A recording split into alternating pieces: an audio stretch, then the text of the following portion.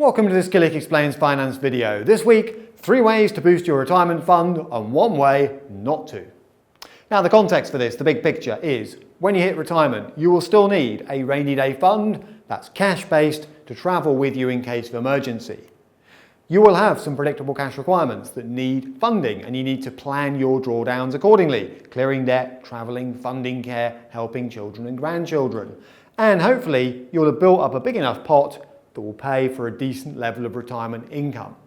Now, the bigger the pot, the bigger that income is going to be, the better your ability to do all of these things. So let's look at ways to boost that pot. Number 1, save more. Easy for me to say, but let's bring on some help. So first of all, pensions, private pensions such as self-invested personal pensions can be very tax efficient. Why? Basically a reminder, you get tax relief on the way in, such that as a basic rate taxpayer every 80p becomes £1 invested thanks to basic rate relief at source from the government. If you're a higher rate taxpayer, there is a way to make every 60p become £1 invested thanks to tax relief. So that's going to be difficult to match elsewhere. On top of that, you get tax-free growth within the wrapper, and then the first 25% comes out the other end tax-free. So if you're getting close to retirement, it's quite hard to match these kind of tax breaks anywhere else, frankly. And don't forget, the minimum age to pull benefits out is 55, so actually the lock-in may get less and less important to you as time progresses. So saving more as tax efficiently as possible, number 1. Now, another way you can boost the amount being saved at less cost to you is salary sacrifice. Some employers offer it, they should do. Let's take a look at it. It's a way to boost the amount your employer pays into your pension. The way it works is this. Essentially, you get a pre-tax benefit for its post-tax cost. Now let's put some very simple numbers on this to demonstrate. Let's say you give up £5,000 of salary. Now you set the amount. You tell your employer what you want to do. You give up £5,000 of salary on which you would normally suffer tax of £2,000. Make that number up. £5,000 is then paid into your pension by your employer at a cost to you of just £3,000. That's what I mean. You get a pre-tax benefit in terms of what goes into your pension for a post-tax cost to you.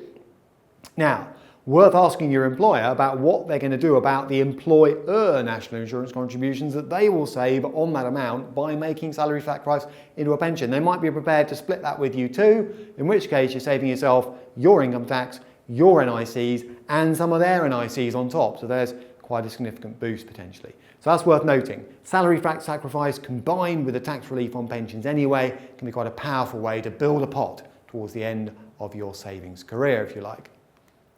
Now, deferring retirement is option number 2. A lot of us would like to retire at 55. Most of us won't get the opportunity these days unless we happen to be in final salary pension schemes, which are on the way out, basically. So let's take a look at it. A triple benefit. If you don't retire as soon as you can, your assets have longer to grow, you're not drawing down funds from the pot, and you can carry on contributing. Just because you could cash in a money purchase plan at 55 doesn't mean you have to, doesn't stop you from carrying on contributing, getting some tax relief.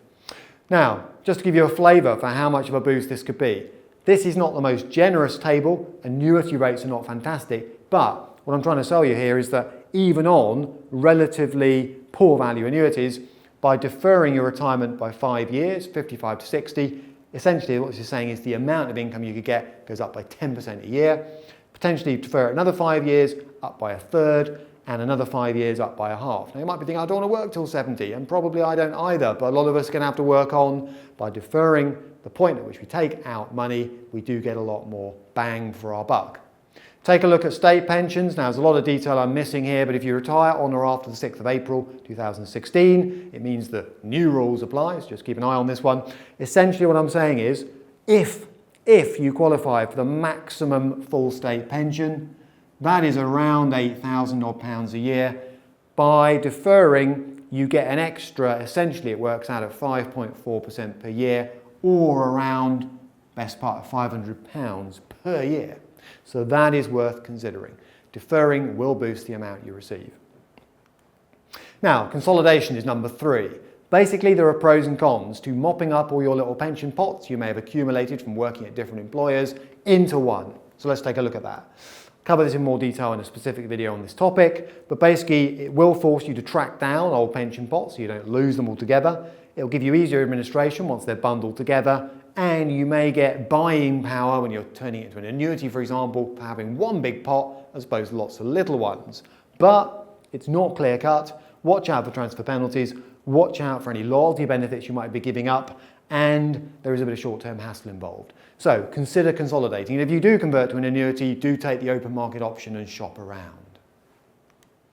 Finally, one thing you shouldn't do. So 3 do's, 1 don't. Do not be tempted to suddenly go high risk just before retirement. That's crazy. Don't gamble your portfolio is what I've called it. Basically, as you build a retirement pot, in the early years, you can take more risk than in the later years. So the early years, focus on returns. In the middle, balance it up. Towards the end, just before retirement, get yourself into a position where you're not exposed to a big dip in the market. Why not? Let me just try and show you why.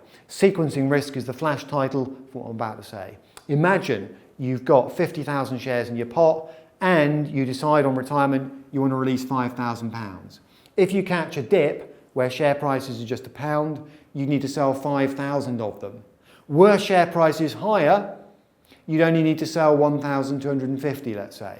And the problem is, you will get your £5,000 out, you'll just sell as many shares as you need to, but the subsequent impact on your portfolio is quite dramatic. If share prices recover, let's say to £4, this gives you an idea of how different the value of your subsequent portfolio will be based on selling out at £1 as opposed to selling out much higher. And that's something to watch. And that's why you don't want to take big risk just before retirement in order to kick up the value of your pot. So there you have it. Any questions on my 3 do's and 1 don't? Editor at killik.com. And to watch that video on pension consolidation I mentioned, killik.com/learn and click tax effective saving.